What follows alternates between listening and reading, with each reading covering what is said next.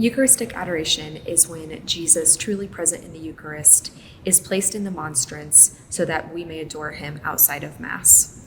We are blessed at Cathedral to have a Perpetual Adoration chapel, which is available for us to spend time with Jesus on a 24/7 basis. In my own life, I have come to realize that my best days and the days in which I feel closest to Jesus are the ones where I'm spending time with him in the Cathedral Adoration Chapel to begin my day or end my day. I was 11 years old when it was started, and I was a member of this parish, and I remember the push to get adoration started in this parish. This is the first book of adoration. As I look through here, I see my parents' names, my Aunt Mimi's names, and my Aunt Catherine's names, and all the neighbor ladies and all the neighbor men. It's a wonderful program. Our Perpetual Adoration has done so much for our parish. It keeps us in God's grace, I'm sure. He pours grace upon our parish because of this program. We're the second longest program in the state of Nebraska. There is only one in Bellevue that is longer than ours. Moved to Lincoln 1952. After we had settled here for a bit, I think that Catherine easily began the adoration discussion. She thought it would be nice for us to start it here in Lincoln. And I signed up for it, and I signed up for Mondays at 6 a.m. because my husband traveled a lot and I had to get on home, make sure that he was getting ready for his trip. And it was quiet for me, and that's the way I liked it. It was perfect. Well, first of all, I should say adoration has been a huge part of my conversion experience, and one of the things that I have found to be just so beautiful about spending time with Jesus in this way is that I come and share my heart with him, and he wants to hear that, and he wants to respond to that, and to heal you and to show you the love that you've been looking for. I took on the Perpetual Adoration back in 2017, and with the help of Cassie Chandler, she and I share the hours to take care of. Anyway, I do the mornings and afternoons, and she takes care of the evenings. And I just feel really blessed that God has chosen me to take this on. And I enjoy every hour because we know we are with Jesus. So at first, when we decided to do the Holy Hour, I just knew that I wanted some grounding, silent, quality time with the Lord to ground me in the busyness of life. But now adoration has become the foundation of our family culture and our prayer life. It's been a good time for us to enter into the quiet and not only just pray with the Lord in his presence, right? But listen, I think, and listen to what he's telling us.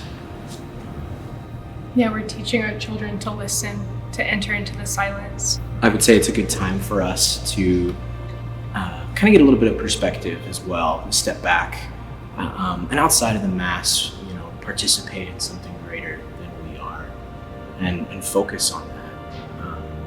It's a great time for spiritual growth.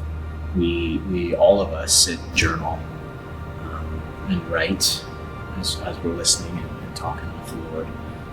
All of us will spend some time in spiritual reading, whether that's the Word, the written Word, or various saints, and learning about them together. When we moved here in 1992, I got a call from someone at Cathedral and asked me if I wanted to have an hour of adoration, and I'll never forget that moment because inside my head I said no, but what came out of my mouth was yes, and I have never regretted the Holy Spirit's action in that moment. I don't know what I would do without my hour, to be there right in front of Christ and know it and know that we can talk to him. For me, it gives me time to quiet myself down and to be with Jesus and remind myself that, he's truly there. And when my mind wanders anymore, I just say, okay, if it's to a specific person, then I pray a prayer for that person. If it's just crazy stuff, then I say, okay, Lord, I'm sorry, I got distracted. I'll try again. But it just helps calm me down. When things aren't going well, I'm there a lot more. Adoration has been very, very key in forming my understanding of relationship. I think for a long time I was scared of committing to adoration because I worried that I would have to show up with something to say to him, or that I would show up and he wouldn't have anything to say to me. But I've discovered that he is there for me, and I don't have to come prepared. He just wants me to come as I am. And I've seen the effects of it because I just see that it's brought a deeper awareness in my relationships with my friends and my family, and just awareness of his presence in all facets of my life. I've been doing the Adoration Hour for about 7 years, 6-7 years, and I do mine in the middle of the night. And it's a great opportunity to be with God alone in that time frame. It's powerful. It's just like being out in the sun. Eventually you're going to get tanned, and you do, and it's changed my life. When it started here, there were just men for overnight hours, and we had many, many men step up. We don't have as many men now, and we sure would like to get more men into our program.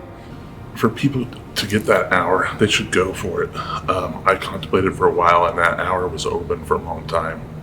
And so I really wanted to get an hour that was going to be personal with God and I, and it's perfect.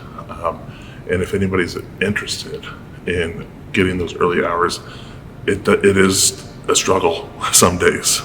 Sometimes you're just there protecting God. If you're curious about how adoration could help draw you into a deeper relationship with Jesus, just start spending a little bit of time in adoration, and I think you'll find very quickly that just like you want to spend time with a really good friend, that you're going to be drawn into a deeper relationship with Jesus, and you're going to find that you want to keep coming back to work on that relationship through adoration and prayer and conversation with the Lord. It's impacted my life like nobody else has or nothing else has. The hour is something I would not miss any week. And if I don't have one during a week, my week is empty.